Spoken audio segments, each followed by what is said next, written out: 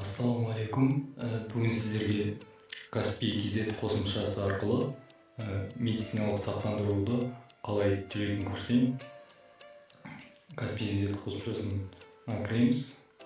Сосын поиска BZNO деп жазамыз. BZNO деп жазсақ, мына жерден взносы обязательные с мест страхования дегенді басамыз да.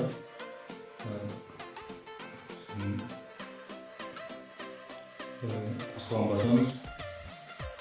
Верьте платежка дегенге самостоятельный платежки басамыз да. Мына жерге төлейтін айымызды қоямыз.